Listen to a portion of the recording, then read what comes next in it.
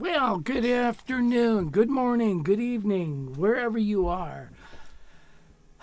Welcome to another live stream. Hey, it's November 16th, and we're coming to you live from Atascadero, California. And we got Wes here. Wes is working the cameras. Say hi, Wes. All right, I popped up. Hey guys, how's it going this morning? Thanks for joining us. Got quite a few people here already, 46 people. It's getting hot in here. Oh God. Are you ever content? Yes, I was just content about 2 minutes ago. All right, so yeah, and Gail's working the board, and we're off to a roaring start here. So what we're going to talk about today is I just happen to have this baby right here. Is this gorgeous or what? This thing is like new. It's a 2018, and it is a Super Eagle. And wow, it is just stunning. And we're going to compare it to this guy right here, which is the Kenny Burrell. Now the Super Eagle is 18 inches. Big guitar. And so we're going to talk about that. I guess we should tell them what's in store for the live stream today, right? Yeah, let's do it. Okay, you go first. Well, there is a collection of guitars that's going to go on display for free. Really? Along with a bunch of cool other memorabilia, and it's in LA. It's coming up. Really? We've talked about this guy before. He's got one of the biggest guitar collections in the world, and it's going on display in LA for free. Wow, that'd be worth seeing. We got to go down there, check it out. He also has other cool memorabilia as well, like Abraham Lincoln's pocket knife. You know, Wow. got a bunch of Elvis stuff. Yeah, he's a big time collector. Well, like I said, when I tell you his name, we've talked about him a bunch of times before. So yeah, that's coming up. All right, good. Plus, speaking of knives, a guitar company has come out with a sort of a Swiss Army knife for your guitar. Oh, that's nice. Yeah. So You mean tool? It's a toolbox thing for all you. no, No. nope. It's just something to cut up your guitar with. It has nothing to do with the knife, but it's got a bunch of things built into it, so you can have it all right there. Awesome. Well, we'll check that out. Yeah. So yeah, we're going to be talking about these guitars as well as a couple of songs. Now, the song I just played is called "Cookin'" by Clifford Brown, and it's a bird blues. It's a 12-bar bird blues, and we're going to explain the bird blues like the Charlie Parker blues, some guys call it. We're going to explain that and go over that, and then I'm also going to play, now that's in B flat, and I'm going to play Blues for Alice, which is in F. So we'll do that in a little bit. Yeah, and we got some Christmas tunes coming up because, believe it or not, it's getting to be Christmas. Okay, shall we just jump right into this guitar, Wes? Or... Yeah, sure. Okay, so 18 inches, right? You think that's really big, but let me clue you in on something that, if you play it like Elvis, it's big. If you're like this. I'll have a blue Christmas without you. It's big, okay? But I tell you what, if you put it the way I always talk about, holding your guitar so it's kind of balanced off your knee, and you've got the support of the arm right here. The deal is, on an 18-inch, the neck is closer to your face. Your face here, here's the neck. Look at it. On a 17-inch, it would be like this. But on this, it's like right here. It's because of the body, the way it's wide. And it's like, wow. That's the first thing I notice about these. So is playing one of these hard? Not at all. Not at all. Quite easy, actually. So that's kind of one of the things that I think is kind of scares people away. Oh, 18 inch, I'm going to ruin my shoulder. But if you hold the guitar like I'm advocating, it's not going to hurt. Now, the Golden Eagle, solid 18-inch spruce top, solid maple sides and back. It's Heritage's, what's going on? Answer to the Super 400. Okay. It's got a this particular one. By the way, this is probably going to be for sale. Probably. Probably, yeah. So it's got ebony fretboard. It's got the dovetail thing. It's got a Venetian cutaway, right? Look at the flame on this in the back. Beautiful piece of wood, solid maple piece of wood there. 5-piece neck, which is just really stellar.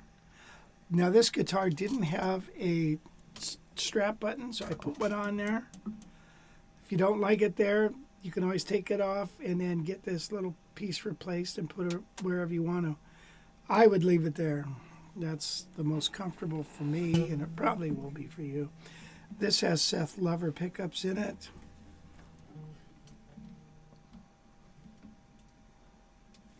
Why do they put the sticker in upside down, Wes?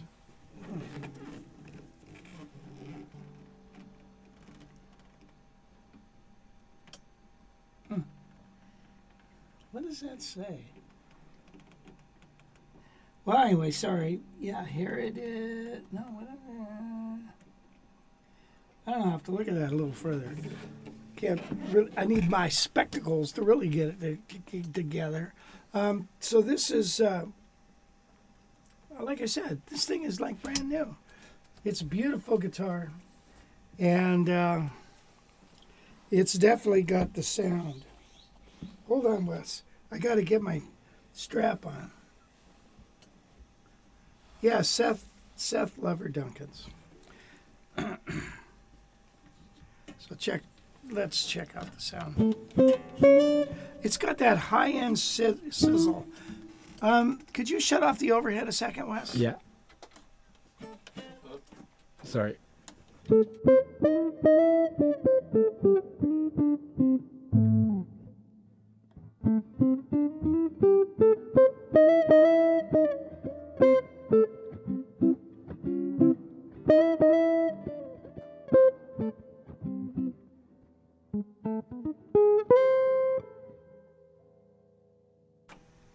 It's got that sound, doesn't it?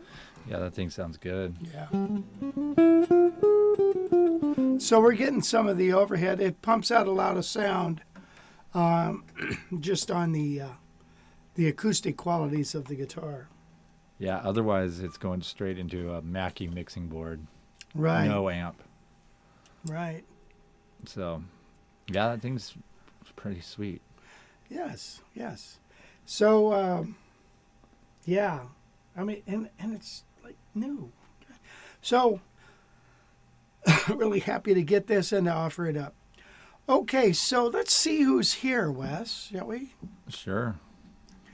Because I noticed everybody's kind of going away as more and more people comment. And by the way, we encourage you to comment. Absolutely. This is your show, not ours. So please comment. Will W.C. Ray. Now here's Bill B. Now, that looks like a different name. Gordon Zoot. Yep. Hello, DC. Hi, Rich and Wes. Went for the. Oh, that's David Cannon. Yeah. Oh, should be here on Saturday. So you got that guitar. Oh, that's fantastic. Nice. Remember, he was going to trade a Paul Reed Smith and a little bit of cash for it. That's a hell of a deal, I think. Yeah, that thing's gonna be it's gonna be your new best friend. Yep. And you know, lately he's been playing a Les Paul. And when you play a Les Paul, the neck is way down here, and so it's really rough on your, on your wrist. It just, let's face it, the Les Paul guitar was made for somebody who had a permanently set broken arm, so that's why he made his own guitar. All right. The Eagle sounds like a condor. I love my Super Eagle. Yours is definitely stunning. Yes, this is. And so I can't believe the price of Super 400s, right? You're lucky to get one around 8,500, and they go up and up from there. So I tell you, these are a bargain.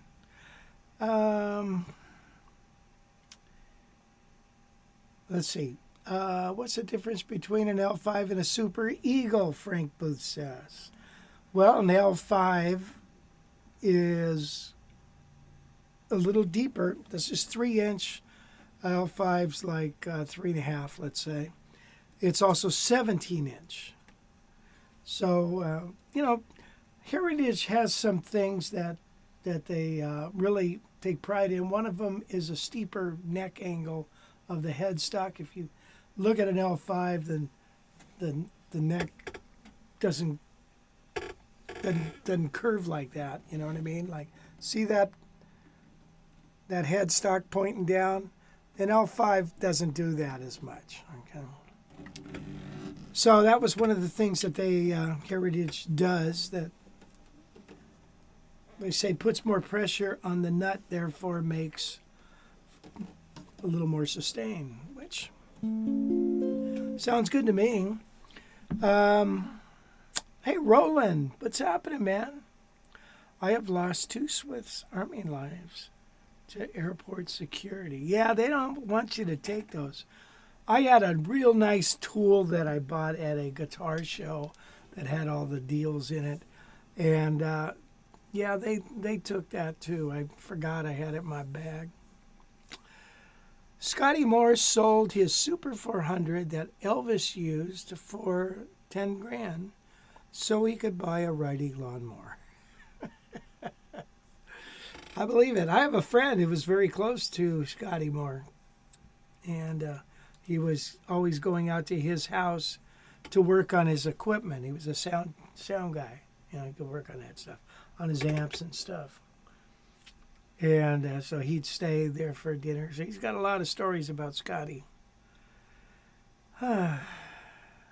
He took Scotty my CD, because he was the one who mixed it, the Jumping Java CD, and gave it to Scotty Moore.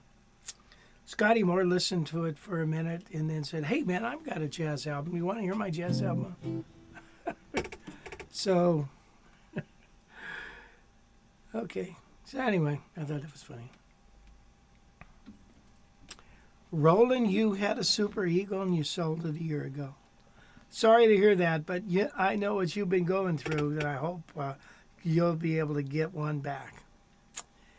I have an Eagle Classic. Wonder how different the Super Eagle is. Well, again, the Eagle Classic, like an L5, is 17-inch. Doesn't have the inlays. It's not as pretty. It doesn't... but it's got a beautiful tone. Feels good. It's got the same neck. Solid spruce top. Solid maple sides and back.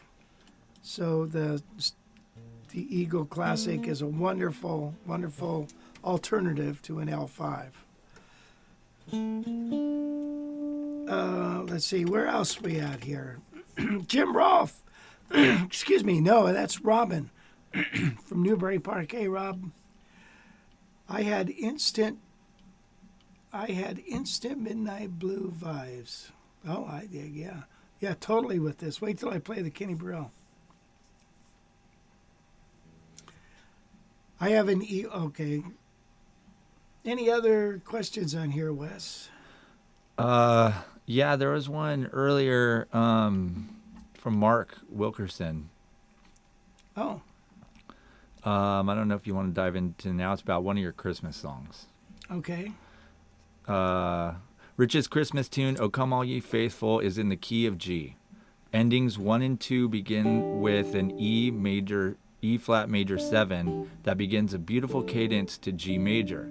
How are E flat major 7 and G major related? Well, you kind of have to do the math on it. A G is spelled GBD, G and some other note. The only thing common between the two is the note G. So it's kind of a deceptive cadence when you go.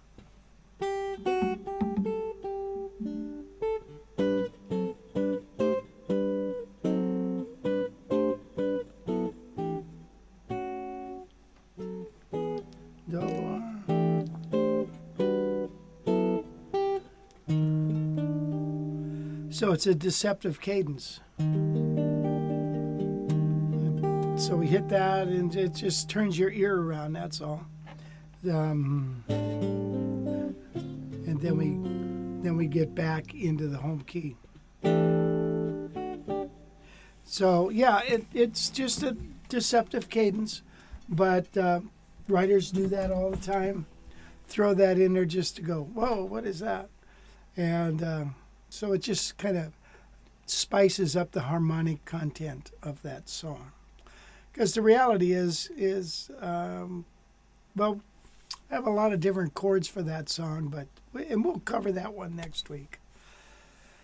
Todd Richmond. Rich, maybe for sale. Gail, yes, for sale. Rich, maybe right now in the guitar blank. Gail, yes, for sale. Definitely yes for sale. I mean, you can't even walk into your room back there Like there's just guitar. There's like 40 cases back there. Like you don't even know which ones are which. It's like Oh, I know which ones. Yeah, there's a lot of guitars here, but hey, we're thinning them out.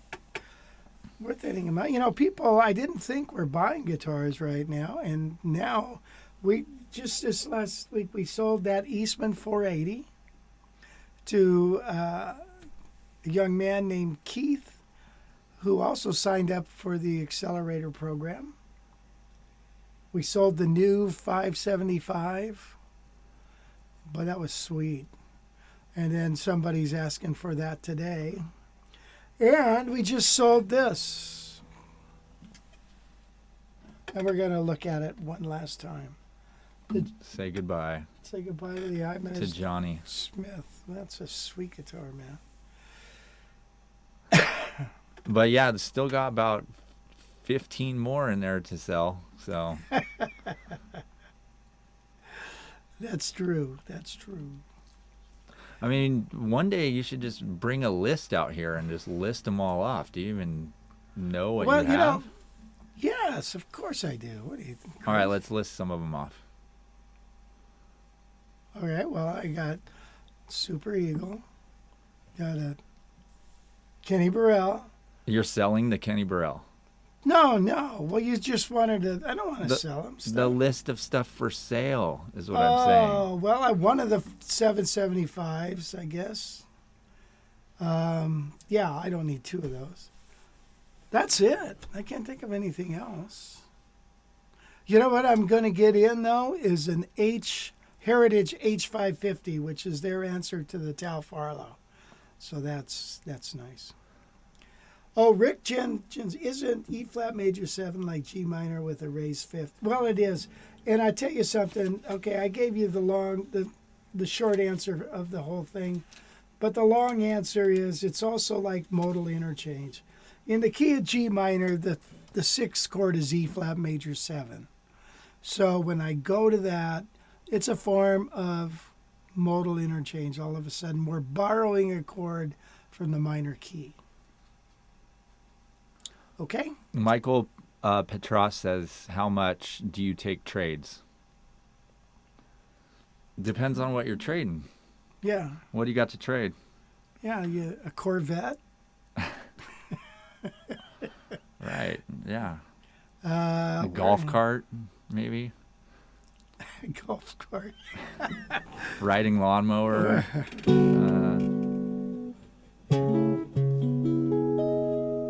Yeah, maybe play a something like a little quick fingerstyle thing on that so we can hear it Okay, all right. before let's you see. switch it over to the other guy. Oh, okie dokie.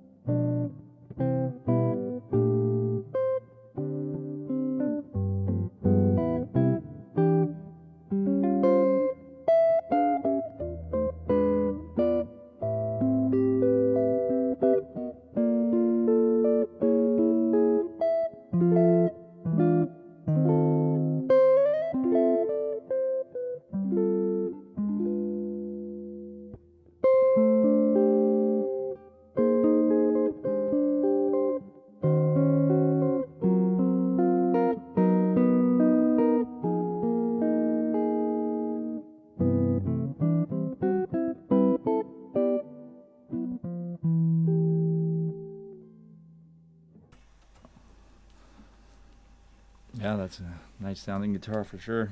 Yeah, yeah, yeah. It does sound huge. It sounds huge. It does. Well, it is. Yeah. It is. And I like the fingered tailpiece. I had one of these with the H tailpiece, you know, the one. And I like this tailpiece. Believe it or not, it does make a difference. You can adjust the tension of the string. I know that sounds kind of weird, but I like to put the low strings closer to the top of the guitar. If you can see this without me banging up something. See how it kind of goes up? And so what that does is remember these strings are skinny or heavy top, thinner bottom. And so it prevents these strings from getting floppy. So you can adjust the tension and the way the string feels when you pick it. So that's a great thing. Yes. So what else, Wes? What are we talking about? Les Pauls. Les Paul. Yeah, like a real guitar show. Talk about Les Pauls and Stratocasters. Oh, okay. No. Okay. Well, Les Pauls have their place. Mine is a custom shop 57 LP, 2 pickups. Has all mahogany body. Nice. No maple top, which sounds warmer. That's true. Mahogany is warmer than maple. Have you ever had a Les Paul? You know, I did, and I sold it to Basil. That's how long ago I had it. I forget, I traded it for something with another guitar. And I thought, well, I really liked it. I thought, wow, I've never had one of these. And I was like digging it. And then one of my old students, Basil, who plays with Frankie Valli now, also does a lot of writing for, if you watch like some news shows, you know, he does a lot of those outros and intros and all that stuff. So he wanted it, and so he bought it.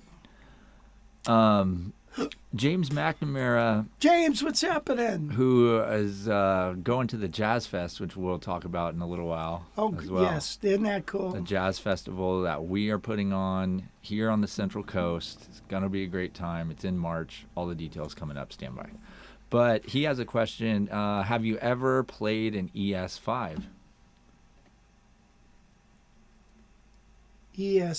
Oh, yeah. Isn't that the one with the 3 pickups? Yeah, absolutely. I had one for a long time. Yeah, I love that guitar. It's basically like a Tal Farlow with 3 pickups. So it's a laminate top, sides and back, built like a tank, 3 pickups, but 5-piece neck. It's a nice guitar. I love it. Love that guitar. I wish I never would have sold it. I just got it. I had to have an L5. And then I traded it for that, and then I got rid of the L5. Otherwise, I probably would have still kept that guitar. Cool idea with the tailpiece. I already had 2 inquiries about the Super Eagle. Okay. Awesome. Let's sell that thing today. Well, you know, I feel like this is QVC or something. Right. Dick O says, have any experience with Sadowski archtops? A local guitar shop has a used Jim Hall model for $4,200. What do you think? Well, I don't know. It's okay. Their bodies are made in China, if I'm not mistaken. And then Roger Sadowski puts all the hardware on over here. They're made to, you know, somebody's specs. They're quality guitar. They're hard to find, the Jim Halls like that. So I don't know. I don't want to say don't buy it, but I don't want to say buy it. So I don't know. Is that a good answer? You know, I used to be an umpire. Well, I didn't used to. I did it one time, and I could. You know, there was a a call at second base, and I couldn't decide whether he was safe or not. And finally, I just said, "What do you guys think?"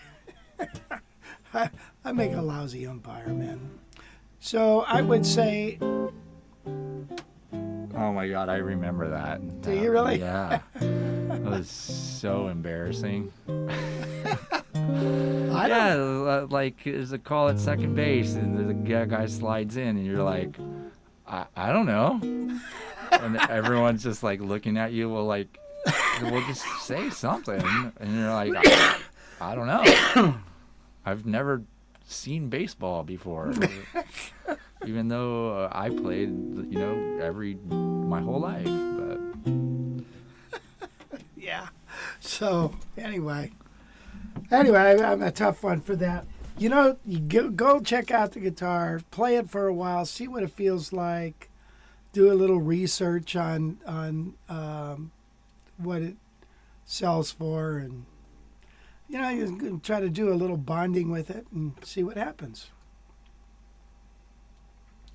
I've never owned one, so there you have it. so that's a better answer. Yeah, I mean, you go down to the shop and try it out, and if it feels great, I mean, those guitars are obviously really high end, so 4200 is probably fair, I'd imagine.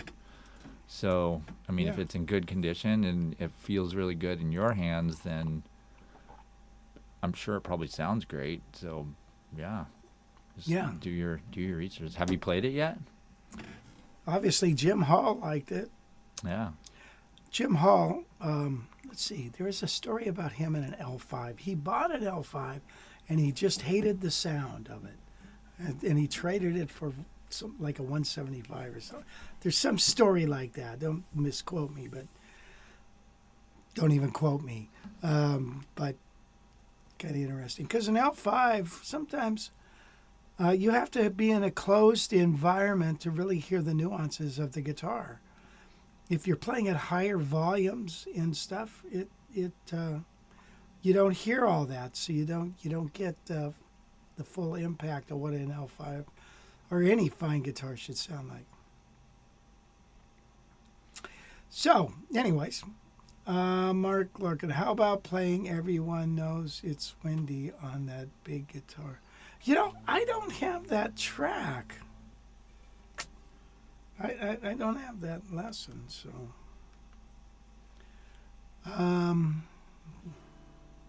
But you know what I could do is play Eleanor Rigby. That's kind of like that. Let's see. That's enough for what is probably an unfair question. Dicko. Okay, let's see. What else, Wes? Talk to me. I play something. I All right, don't know. William Melton. What's happening, William? And I thought I saw Tom on here, too.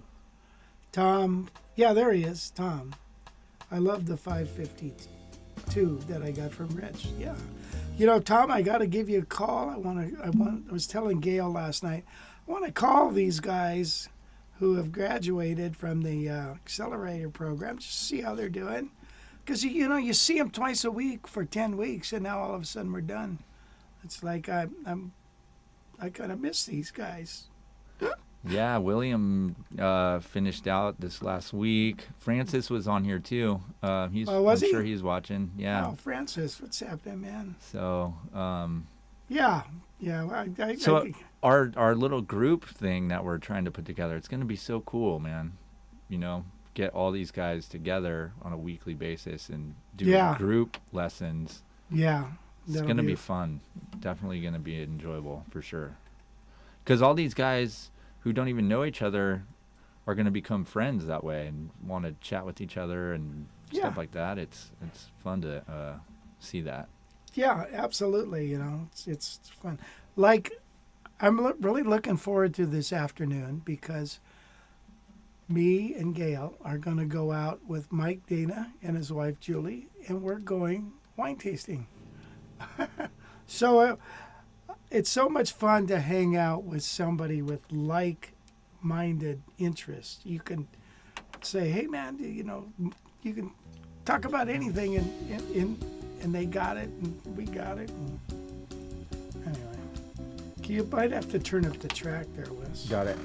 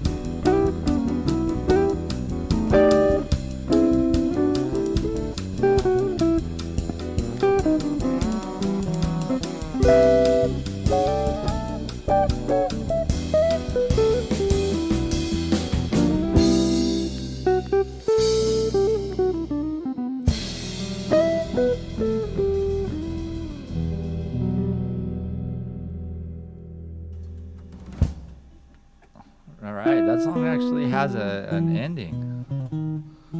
I like that. Some people say a man. William said, does Heritage make an eagle with neck pickup only?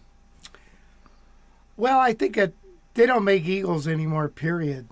So they're done. If you go on the custom shop, they have one golden eagle with a floating pickup. It's got one pickup. It's a floater, though. And a lot of guys like the mounted, myself included, However, this Kenny Burrell, which we will get out, might as well get it out now, Yeah. has one mounted pickup. All right, now take a look. You notice this has the dovetail. It's got the beautiful pick guard here with all the binding on there. You see all that? See how beautiful that is? You know what I like about a guitar like this? When you open the case, it takes your breath away. It's like, holy moly. God, it's beautiful. Yeah, that finish too is I like that orangey, yellowy kind of thing. Definitely. Yeah, I think I prefer that than like a normal sunburst yeah, it's kind of a, iced tea thing. yeah. Wish I could read what the heck this says in here. Oh, wait a minute. Here we go. Almond Sunburst. Seymour Duncan, Seth Lovers. Okay, so that's what's on this. Look at the flame there. Pretty, pretty, pretty. Okay, so I had gotten this Kenny Burrell. Let me take this thing off. A while back, one of my students actually bought it. And she was, to be honest, a beginner to a degree. And she's a short little girl. And they sell her this Kenny Burrell. And I'm like, couldn't they find a bigger guitar for you? My gosh. And she started having problems. She wasn't holding it like I would. I only had a couple lessons with her, and then she came to camp. Real sweet girl, real fun. But so she put it on reverb, I think, and then another friend of mine bought it, Thomas. And then Thomas one day called me and said, you want the golden eagle? You want the Kenny Burrell? And so he sold me the Kenny Burrell. And then Cindy, the girl, came to camp again. And now she's got this very rare Gibson, custom-made Gibson. Well, it was really sweet guitar. But I'm thinking, God damn. When they see her coming, man, she got a wonderful guitar, but she spent a lot of money. What is it? I don't even know what it was. It's something really different, like a reissue of a ES300 or something. It was. This guitar has got a little hotter pickup. Okay, so it's got the Florentine cutaway. And I just read this morning, good way to remember Florentine is floss. It's sharp on the gums. Wow. Because I kept getting confused. All right, so it's Florentine cutaway. Notice it doesn't have the dovetail, but it's got the ducktail. It's got the straight there with mounted pickup. This is a Howard Rendell wall pickup, which I like. It's a Schaller that's been modified by Howard. Ebony pickguard. Ebony. You notice this has the little eagle thing on the bridge foot. Later on, when they didn't put that on there, I don't know why they didn't, keep doing that. I guess the person who did it probably wasn't there around anymore. It's got the fingered tailpiece.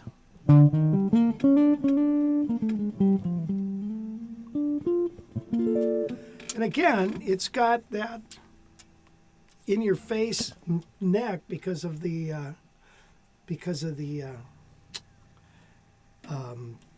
height of that 18-inch. Nice big fat piece of spruce. I mean, that's a big piece of wood there. It's the spruce goose of guitars. Now check this out. Look at the flame on the neck. Yeah, that's nice. And the flame in the back. Look at that. Tiger stripe. So again, maple sides and back, spruce top. Ebony fretboard, 5-piece neck. One pickup instead of two. Severson Candy Store Hour. I can't help it. Okay, so by the way, guitars you're going to keep, I really recommend that you take the truss rod cover off, carve your name in the back of that. So just in case somebody walks off with it and you find it again, you can identify that thing. Any questions? Yeah, two people asked, Jim and Ralph asked, that Rigby track, is that Band in the Box or is that your actual band? That's the real band. That's Gary Newmark and Right. Roy. Miss those guys.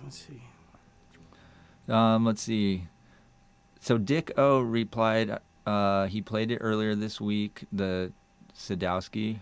I'm guessing he says it doesn't produce much sound unplugged, unlike my Eastman 810, which I love, though I'm not liking the action at the upper frets. Well, you adjust it. On the upper frets, huh? Well, that's weird.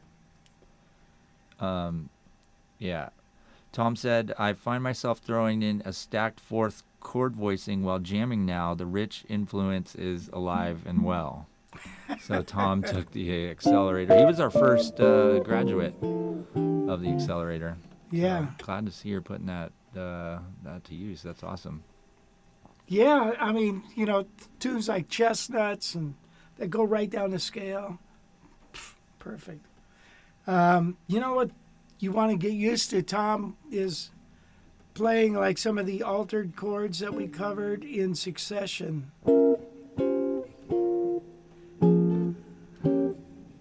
Yeah, Todd says those bass fills on the Eleanor Rigby track were definitely not Band in a Box. Yeah. Yeah. Yeah, Roy's pretty good at bass. Let's see. When John Smith says, when you were starting out, did you listen to and play any Eddie Lang, Dick Madonna, 1930s jazz guitar stuff? No. Why not? Well, number one, when I was starting out, where do you find that stuff? Now you got it all over, YouTube and stuff. But where do you find that? Yeah, you'd have to go buy the record and learn it, right? Yeah, where are you going to find it? Where are you going to find that record, In some old woman's basement? Yeah.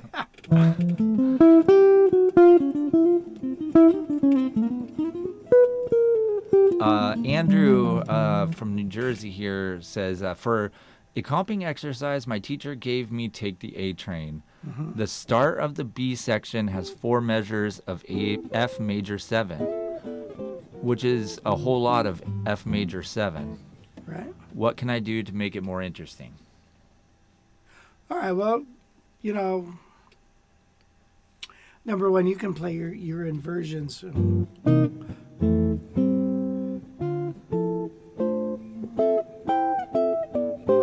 You could play scale-wise in the key of F using the stack fours.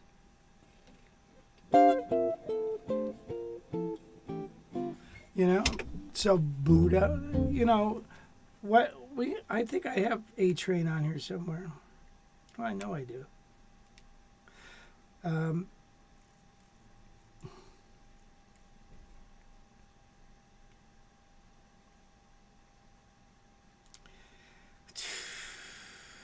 Yes, my favorite part of the show.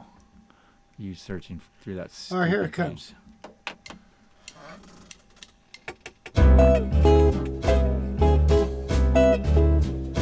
Here's the head.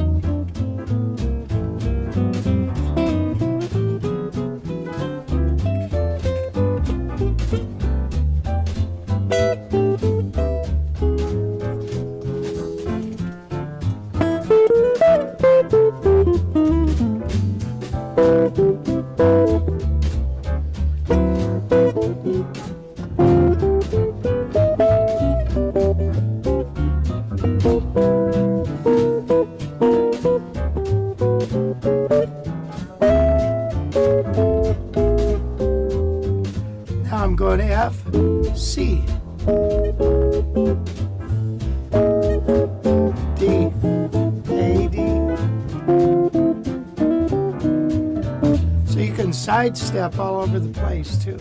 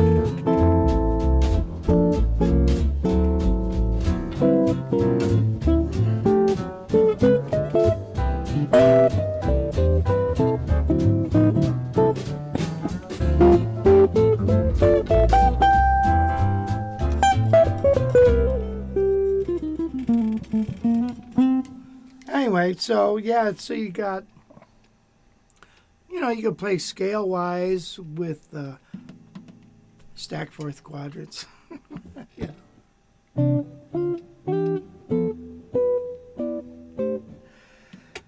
On the bridge, so I went one part that sounded kind of neat: F, G minor, C7, F, A minor 7, A7, D, A7, D minor.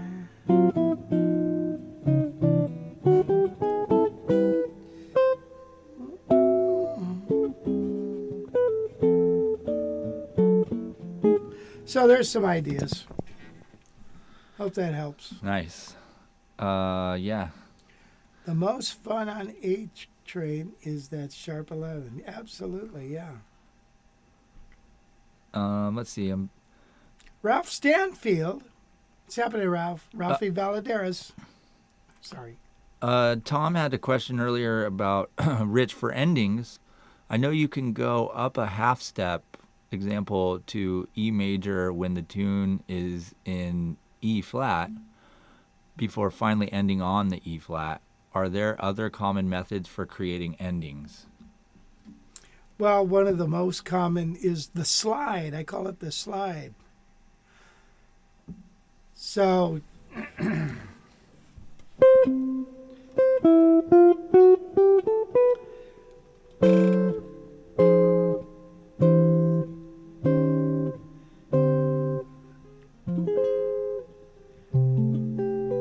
So I go to the flat 5 of the key, play minor 7 flat 5.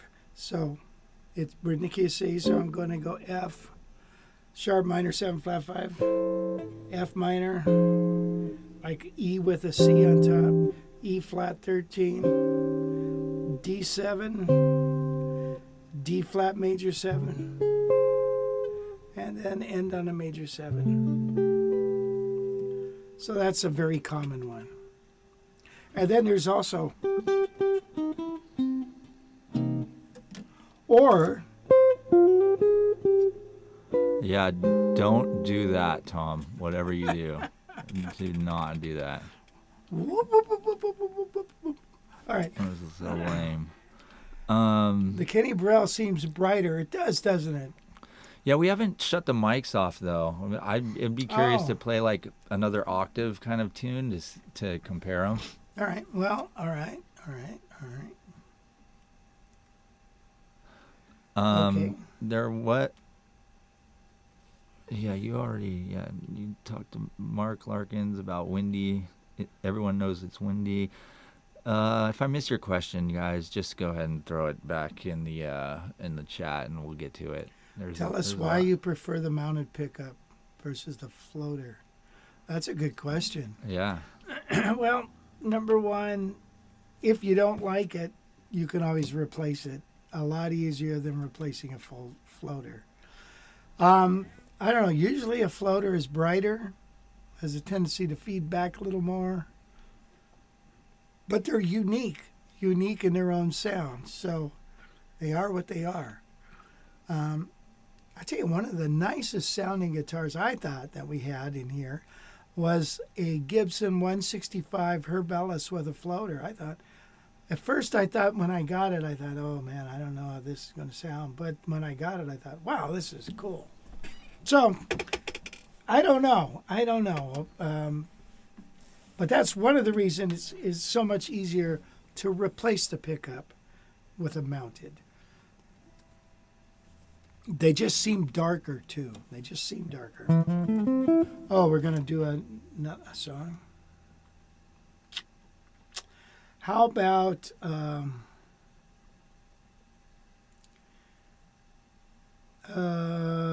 will there never be another you? Okay, Wes, here we go.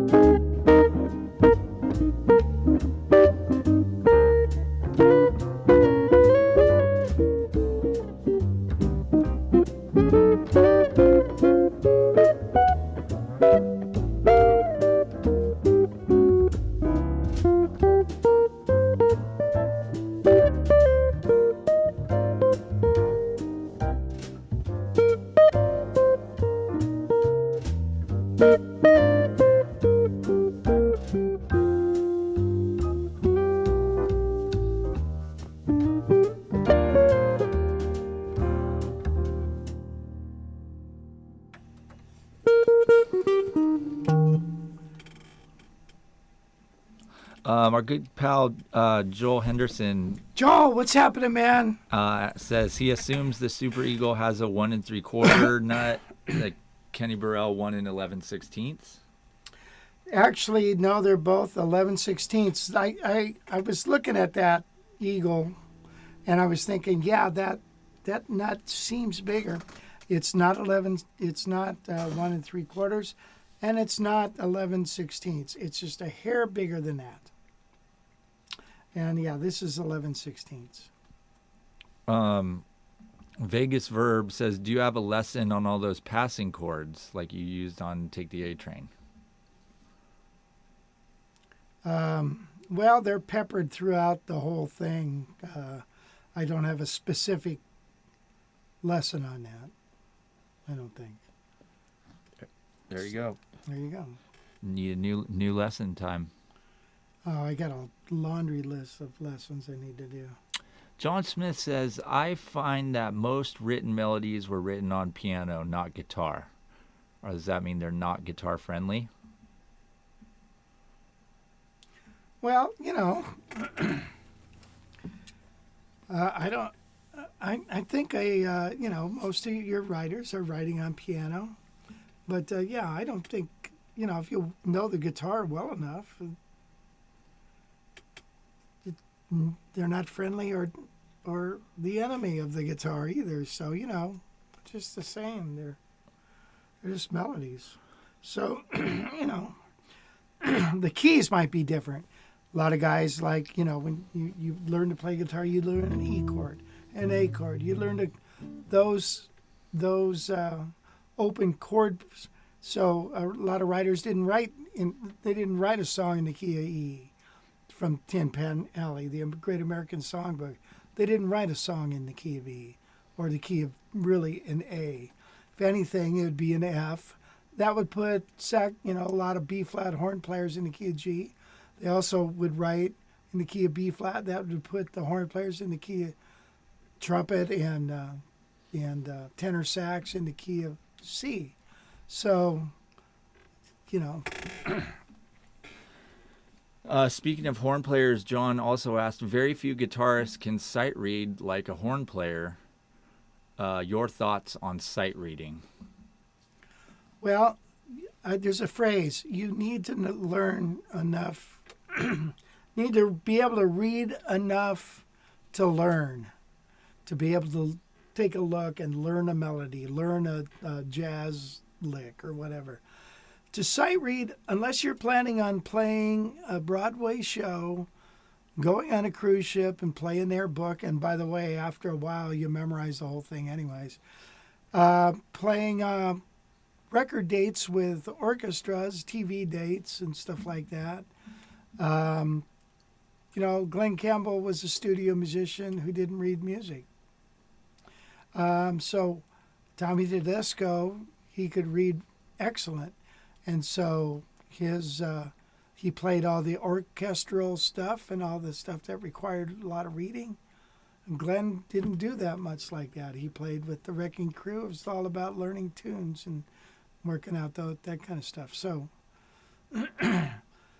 on one hand, I like to advocate people learn to read. We're crying out loud.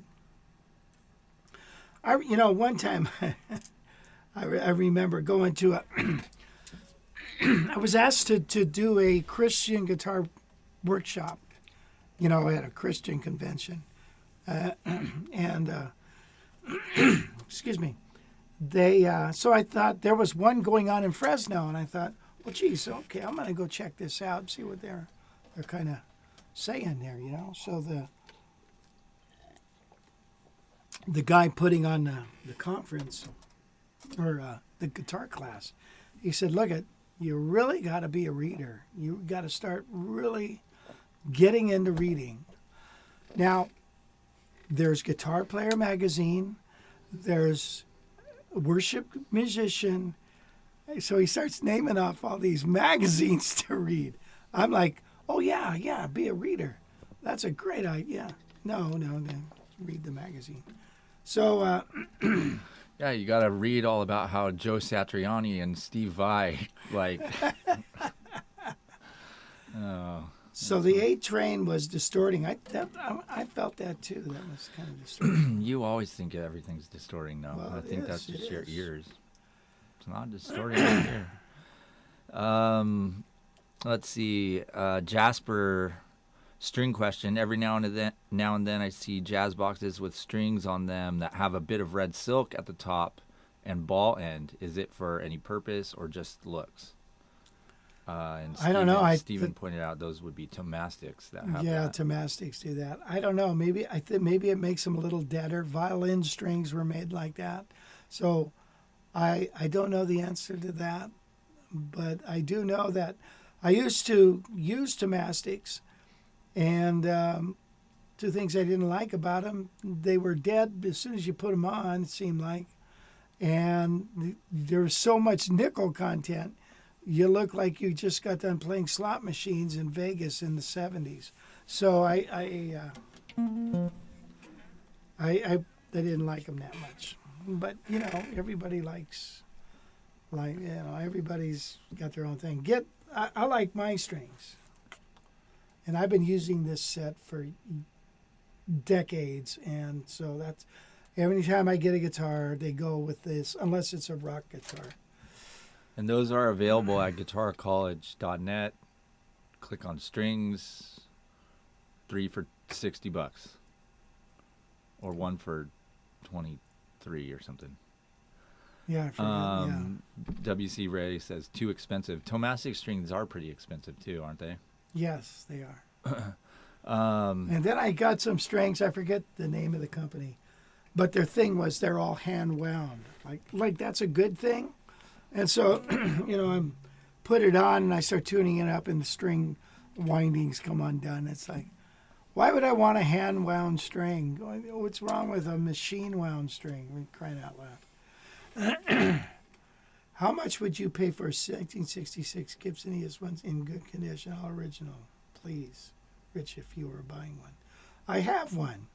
And I haven't, I need to work on it because we're going to sell it. I guess. And anyway, I don't know.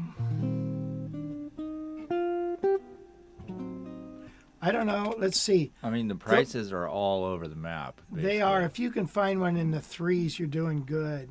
The 35s and the 39s. Otherwise they get up to the. Now a 66, I believe, is going to have 1 9/16 nut, so it's a thinner nut than this. So you got to you got to be aware of that. Hey Wes, do you think it's time for the news? I guess so. I think it is. Kathleen Cox asked earlier what kind of headphones you were wearing, and they're Sennheiser. They're cheap Sennheiser headphones. So Yeah. there you go. Yeah, so Taylor Guitars has launched this new, it's a new Swiss Army-like, wow. All right. Time for some new headphones, apparently, after that. This new tuner, and it's called the Beacon, and they're calling it the Swiss Army knife of guitar tuners, because it has more than just a tuner. Way more. So this thing, touted as a 5-way accessory. It's got a tuner, a metronome, a timer, a countdown clock, and a flashlight. So it's kind of this all-in-one thing. If you need, a timer, a countdown thing, might need a flashlight real quick when you're on stage and it's all dark. That's kind of, I think, what they're going for. And it's apparently got this super cool type of screen, that's ultra bright. It's called a thin film transistor screen. That is apparently very easy to read. Apparently does well in the sunlight. So if you're playing an outdoor gig and you're trying to look at your tuner in the direct sun and you're like, I can't see anything, apparently this thing will be bright enough to see through that. And it's $49. Kind of expensive for a tuner, I would say, right? They're probably about Well, 20, 30. So this thing's, yeah, it's about $10 more. yeah. But yeah, it looks pretty cool. Definitely kind of handy, I guess, you know, if you need that flashlight or timer or something. Timer's kind of cool. I always find myself timing how long my songs are when I play. I know it doesn't matter to a lot of jazz guys, but for me, writing a pop song, I'm like, oh, 3 minutes. Gotta cut it down. So, so yeah, kind of cool, kind of handy, something different. And then we just learned today that Jim Irsay, who has one of the he's the owner of the Indianapolis Colts, also a avid guitar collector and all-around memorabilia guy. So he has this collection of stuff that he sends around to different cities, and it's now on schedule to be in LA. So he's got some of the most expensive guitars out there, some of those Nirvana guitars that you know, the Smells Like Teen Spirit Nirvana guitar. He's got a Bob Dylan Stratocaster. He's got one of Ringo's vintage drum sets. Other kind of SG guitar that George Harrison played on Revolver. He's got one of Elton John's grand pianos that he played on stage for 20 years. Wow. He's got a red cape that James Brown used to wear on stage. Yeah, so anyway, he's just got all kinds of stuff. Again, that pocket knife that belonged to Abraham Lincoln. Hunter S. Thompson's red convertible. So anyway, so he takes all this stuff and he puts it on display. So you could check it out in LA at the Shrine Auditorium on Thursday, January 11th from 6 p.m. to 10:30 p.m. So it's just the one day? Just one day, free to get in. You got to register for tickets. So if you are thinking about doing it and you're down in LA, you probably should get on that right now, because I guarantee that that's going to be sold out quick. But yeah, so people say he's got the greatest guitar collection on earth. I mean, he's got a lot more than what I'm listing off here. He says, I started this collection and tour to bring people from all walks of life together, celebrate our shared history and culture, and spread positive messages of unity and inspiration throughout the country and the world. It's also why we're excited to return to Los Angeles, which is the home of so much iconic music and entertainment history. So no doubt that would be freaking sweet to go check that out. I'd like to go. Yeah, I would too. What's the date? January 11th. Oh. Yeah, so I'll have to take a trip down to the Shrine Auditorium and check that out. Love going to downtown LA. That is so much fun. Plenty of parking, you know. No homeless people to walk around. Yeah. The Shrine Auditorium. Oh, no, I was thinking the Olympic Auditorium. The Shrine, yeah, okay. Yeah, so anyway, that's what I got for you. Thank you, Wes. Yeah. So you were talking about a floating pickup, and now you got one that has has a floater in it. They're definitely unique sounding. So Tom asked earlier, what did you think of Now and Then, the latest and last Beetle track? Did you ever listen to it? I did, yeah. I watched the video. I thought the video that went to the track, I mean, it was heartwarming. I liked that. That was really cool.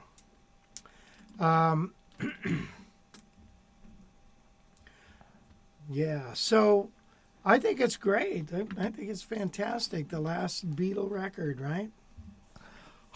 Yeah. Why, you know. I mean, the song doesn't blow your socks off or anything like that. You know, it's just kind of a A slow mover. I don't know. Yeah. the mix, I was watching Rick Beetle talk about it.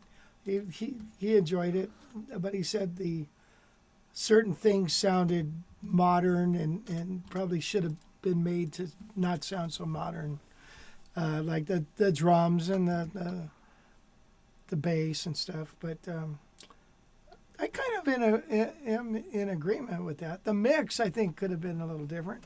The song was great. I got no problem with the song. I thought it was fine. That was cool. And so there was this, Rolling Stones have got a new album out in 25 years. And then the Beatles have a new record.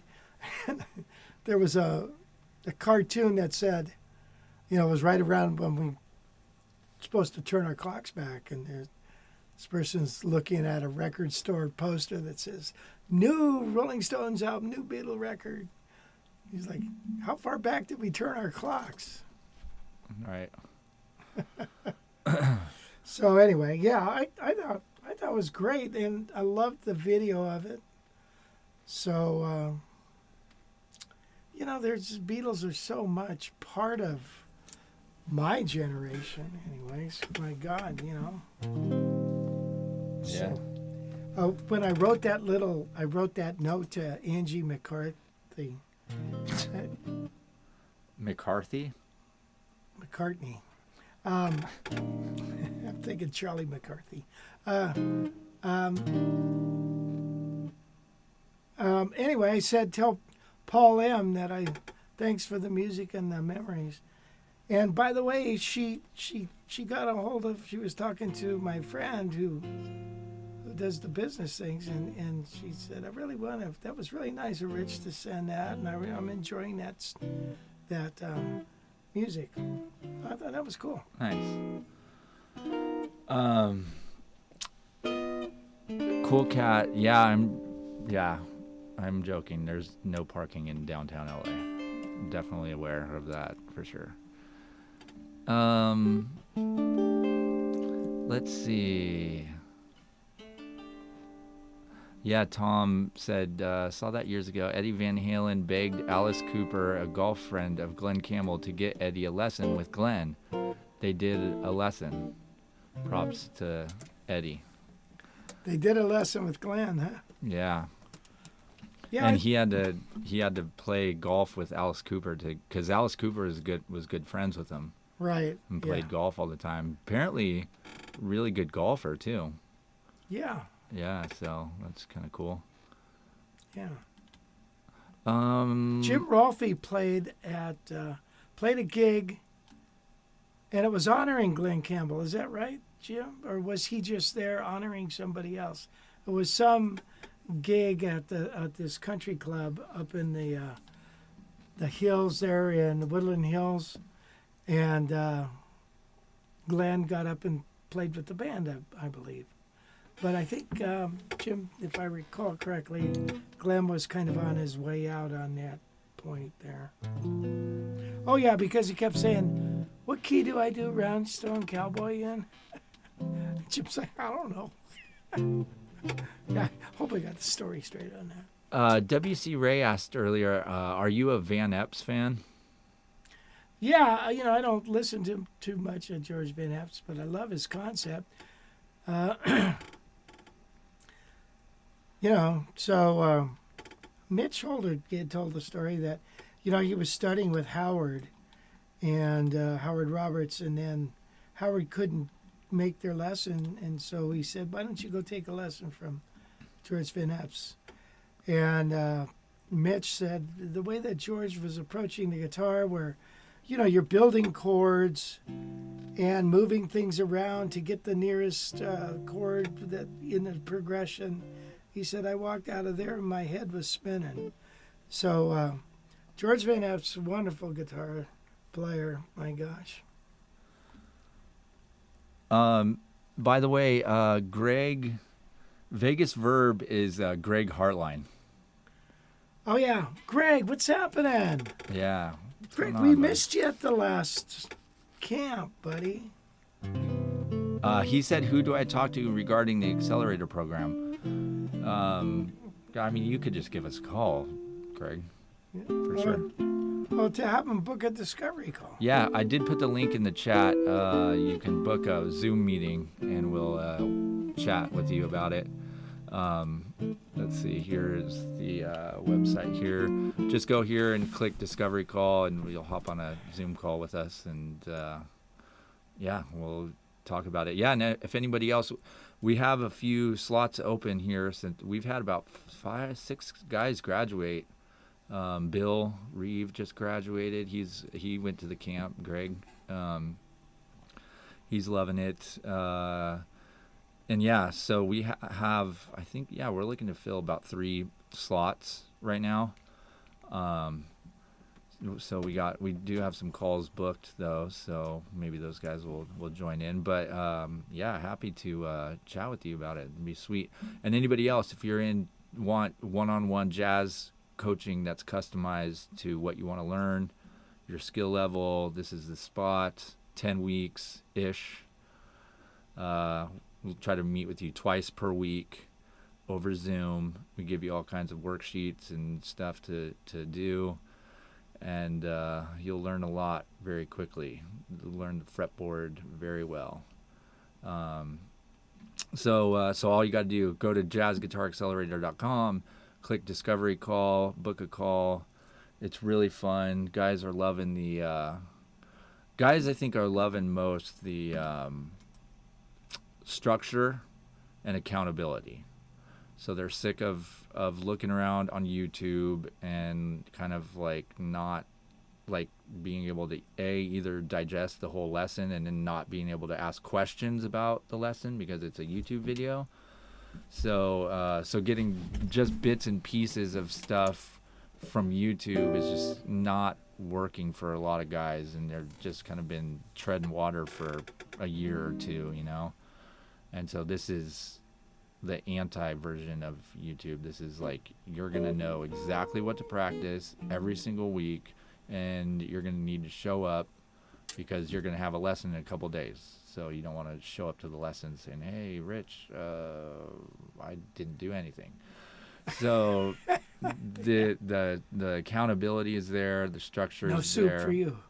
And so yeah, it's just giving you guys a solid course, and like I said, it's based on your skill level, so we're not going to overload you with stuff you don't understand. You know, guys are all over the map. We got some really hot players, and we got some guys that are just kind of getting their feet wet in jazz, you know. So all over the map, so no intimidation, and we're here to help. So again, jazzguitaraccelerator.com, discovery call. I put the link in the chat, so click it, book a call with us, and hopefully we'll talk to you guys. What have you liked so far about it? Me? Yeah. Oh, you're getting to No, see. the other person in this room. Well, I like the fact that I get to see progress on guys because, you know, I've been doing courses and stuff for a long, long time. I do the course. That's about it. You know, I don't see any kind of results. Every once in a while, I'll get a note from somebody saying, "Oh, I really love that," and really can help me a lot. But for the most part, I never see that. This, I get to see them, and so it's fun for me because I feel like I can offer them something, and they'll go, "Oh, I never thought of that," or blah blah blah, and so that's what I like to see the results. Yeah.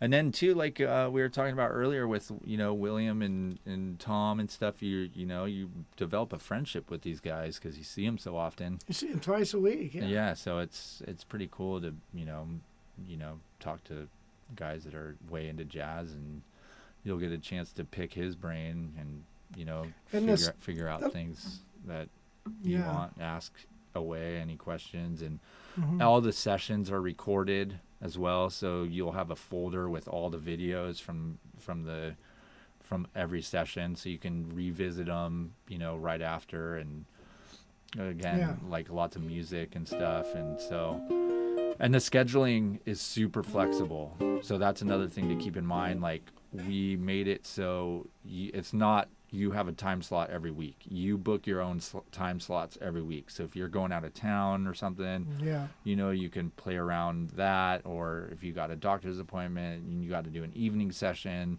it's totally flexible. There's time slots all day. So it's made it pretty easy for guys to do it, even if you have a, like William has got a full-time AC Job. guy, so True. he does his stuff after work, whereas Francis is over in Switzerland, so he's got to do his early in the morning because it's late at night over there. So it's cool. It's just we found a really good system that is working for people, and it's fun to see for sure. Yeah, it's very fun. Yeah. So anyway, book a call on that. And then again, we should just mention this, that we got the Jazz Guitar Fest coming up Yes. March 1st through 3rd next year. Cambria Pines Lodge, this beautiful lodge. We got some we're looking for some more teachers and stuff, but we got 9 people so far. So we got Bruce, Pat Kelly, Brad, David Becker, Adam Levine, and little Mitchie Holder, Tom Rotella. So, I mean, good gosh, what do you want? Jeez, Yeah, there's some fantastic players there, man. right. So there's going to be concerts, clinics, performances, intimate kind of performances. You can see people jamming and little, solo jams, guitars and gear. We're going to have an exhibition hall with, people setting up their booths. You are definitely going to be surrounded by a thriving community of jazz guitar players. So if you like talking jazz and seeing great tunes and stuff, you're going to be around a bunch of people who like the same thing. Plus, the Cambria Pines Lodge is really nice. So they have great food. It's wine country, so there's going to be good wine. It's a really nice hotel. So check out the site, jazzguitarfest.com. You can buy tickets on there. And it's going to be a great weekend. So it's not on the beach, but the beach is 2 miles away, maybe at the most. At the most. Yeah. So it's beautiful. Central coast of California is gorgeous. Especially that time of year, when you guys are freezing cold and inland. There's days in March where it's going to be like 70 degrees here. It's like warm and sunny, and it's unless there's a crazy storm, it's like today at my house, man, it was already warm, and it was kind of cloudy too, so it was going to be at least 70 degrees today at my house, which I live in Pismo, which is just down the way. Yeah.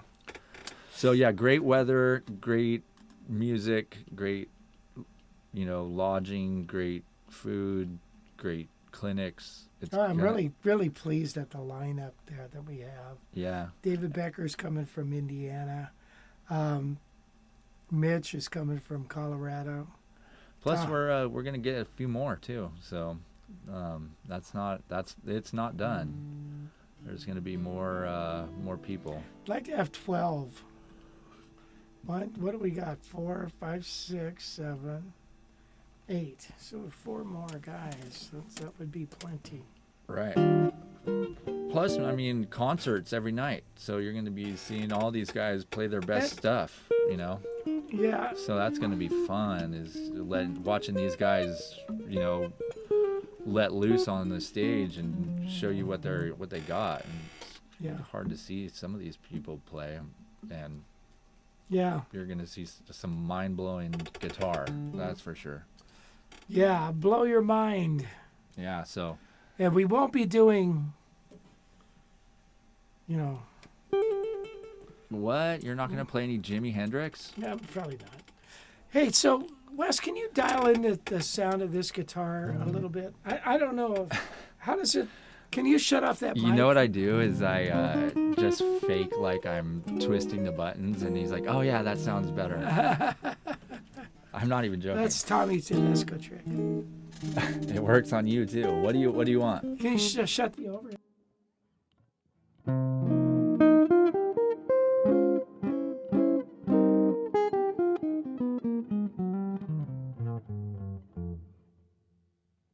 Yeah, I mean that's totally flat, so there's no.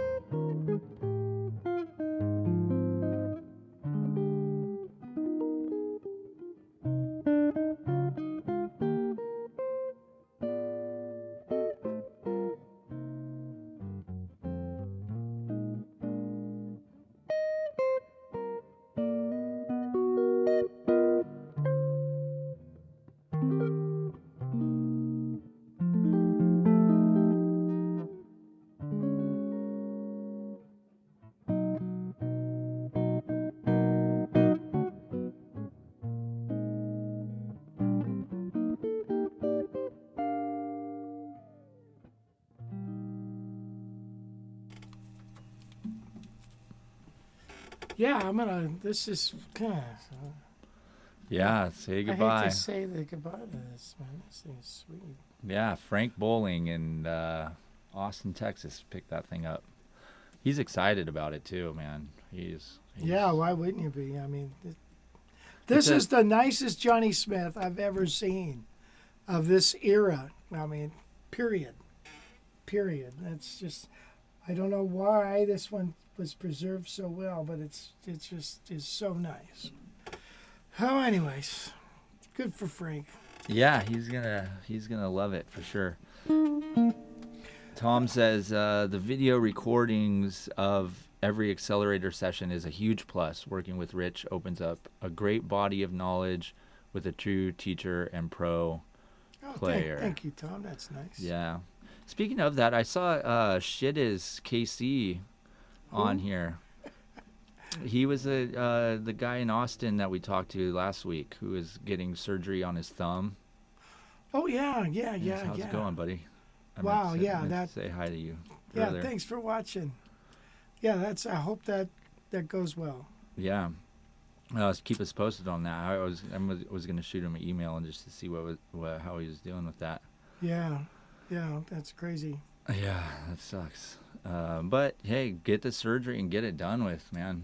And Yeah. hopefully that'll change. Change your Make it not hurt, because that sucks.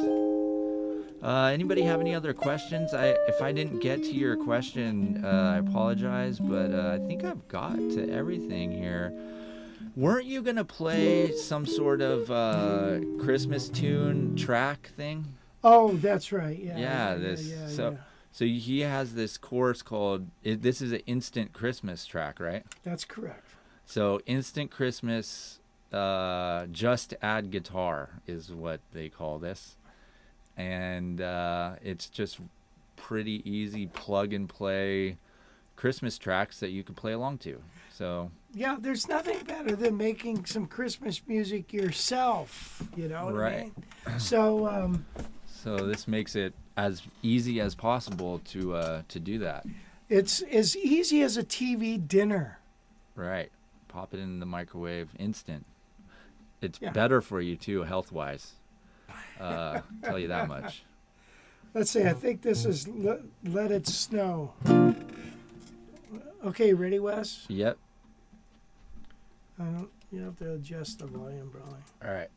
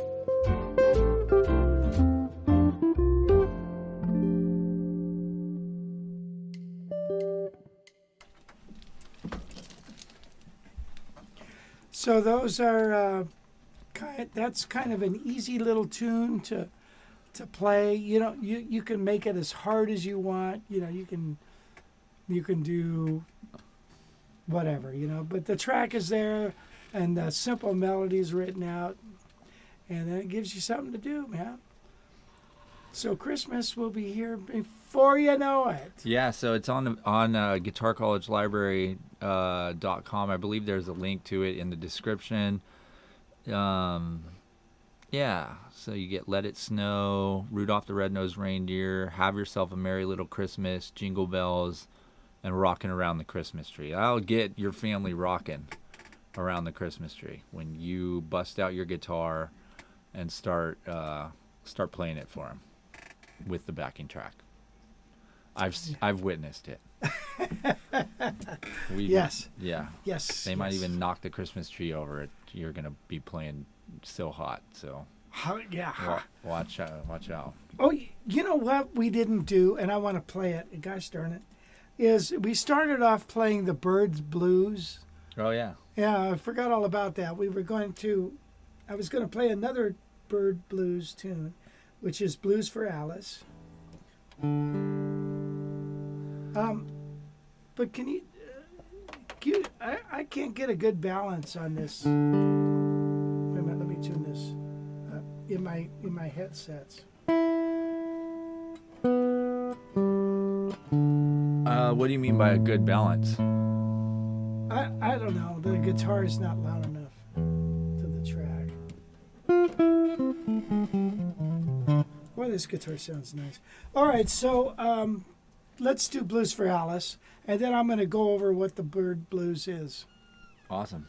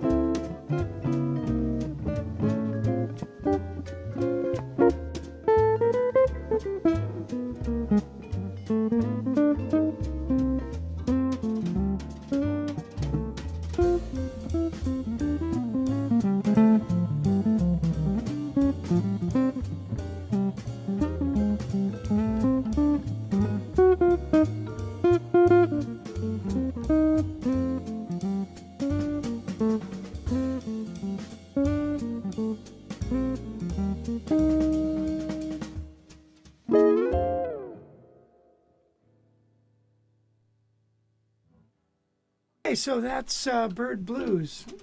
So that was Blues for Alice. So let's go over this real quick. Oh, I don't have my close-up camera, do I? No. Oh, Here, I can add that's it. going to be a problem. Can you add it? Wes? Yep. All right.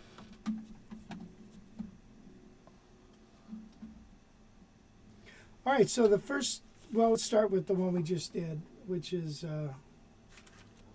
Blues for Alice. So the song goes like this: F, major 7, and then E minor 7, flat 5,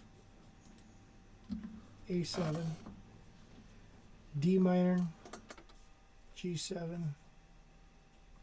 C minor, F7, B flat, major 7, B flat, minor 7, A minor 7, D7, G minor 7, C7, and then it does a turnaround, F, D7, G minor 7, C7. So the way the song boils down is like this. If I'm in the key of F, 1 flat, here's the 1 chord, here's the 6 chord.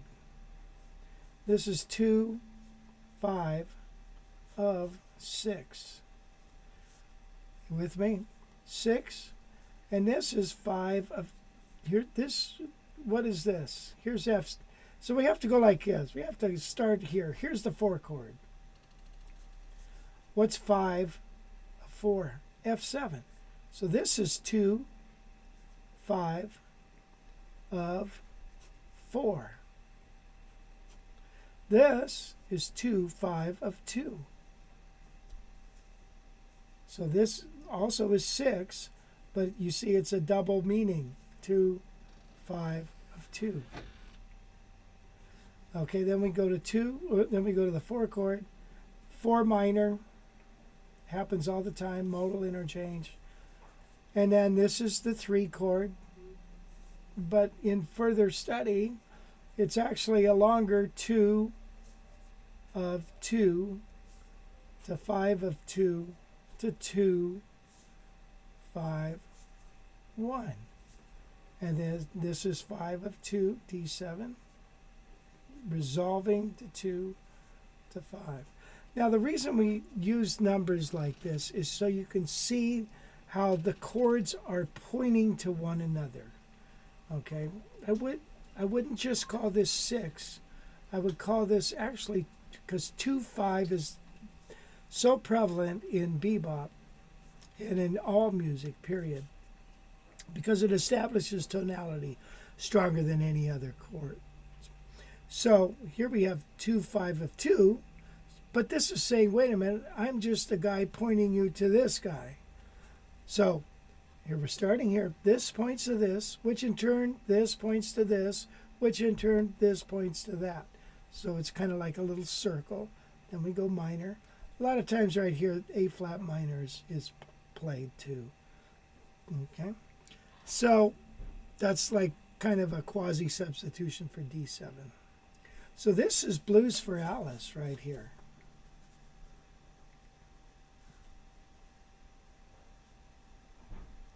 The song I opened up the show with is called Cookin'. And it's the same progression, except it's in B flat. So it goes B flat, oops, major 7, and then it goes A minor 7 flat 5, D7, G minor, whoop, C7, oh crap, can't write a C note, C7, F minor, B flat 7. The same progression, you see. So then it goes to E flat here. So E flat is the 4 chord. Here is 2, 5 of 4. And then this again is 2, 5 of 2. So 2. I write the little letters to meaning minor. 5 of 2. No, of no. This is what did I do here? I kind of made a mistake here. Wait a minute. This, see, this is resolving to C7, right? But this is 2, 5 of 4, right? So, again, this is 2, 5 of this here. Okay. So it's actually 2, 5 of 2 of 4, if you were to write it like that, showing how it's boiling down. Hope I explained that all right. And then 4 minor.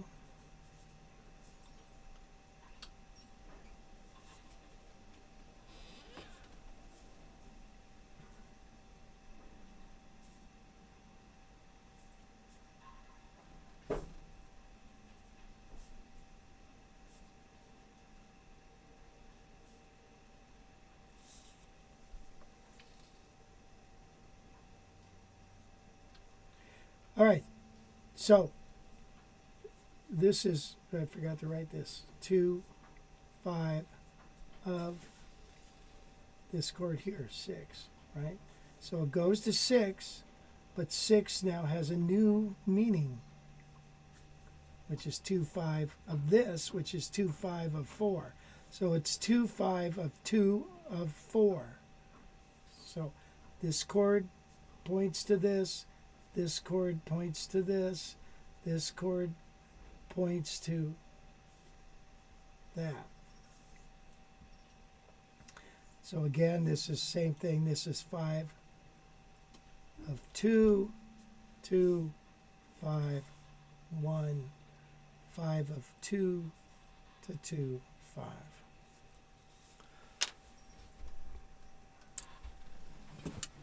One, 2 of 6, which in turn is 2, 5 of 2 of 4, to finally to 4. 4 minor, 3, which is in fact 2, 5 of 2. Okay.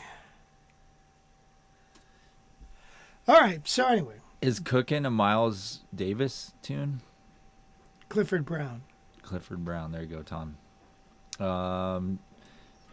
Greg asked, what are you using to play the tracks? What is in your hand when you choose the tracks? A piece of a gadget that he's still trying to figure out every day. It's called Surfrans or something like that. Surfins. It's an MP3 player, but why I bought it, it was rather expensive. It has a line out, so you can all the other stuff is adjustable by the the headset output, so you don't get a true line out.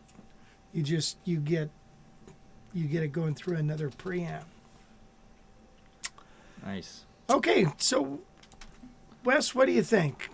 I think we're good unless anyone has any other questions here. WC Ray, will Guitar College be offering a Black Friday sale? We'll have to talk to your mom about that. Yeah, we probably will do something. I don't know what we're going to do. Well, we'll figure it out. Yeah. We'll do something. Definitely. I like this comment. I love watching Rich's gnarly hands deftify the dance over the strings, making those guitars sing. Thank you, David. I think. WC Ray says he's going to miss that guitar. Yeah. It sounds pretty good, doesn't it? Yeah. I am too. So I don't have a guitar with a floater now. This was the last one. Yeah. So I might have to rectify that. You'll have to get a Gibson, Johnny Smith. Yes. Did Mike sell his? No, he got it refretted. Now he doesn't know if he wants to sell it or not. Oh yeah. Have you looked at it since? No. Huh. But it he wanted me to sell it, and I got it on the bench and started looking at it and trying to get the action. And I said, Mike, this guitar has to be refretted. Somebody went to level the frets on it and just did a terrible, terrible job. I mean, it was like had file marks and everything. It was terrible. And so I said, it's beyond hope. You gotta get it refretted, and he did. So. Huh. Yeah, I wonder what that's like. Probably pretty good. Well, look, I want to thank everybody for showing up. I hope you have a wonderful Thanksgiving. No live stream next week. Right? Right. Right.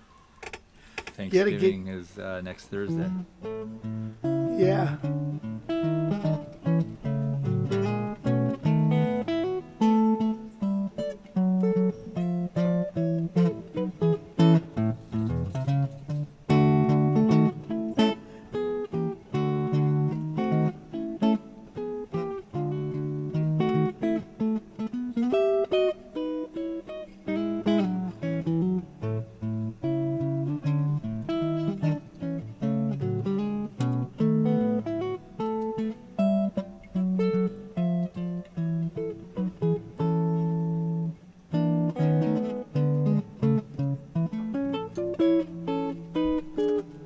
So I hope to see you in 2 weeks. Guys, remember, this is your show, not mine. Wes, thank you. And Gail, thank you. And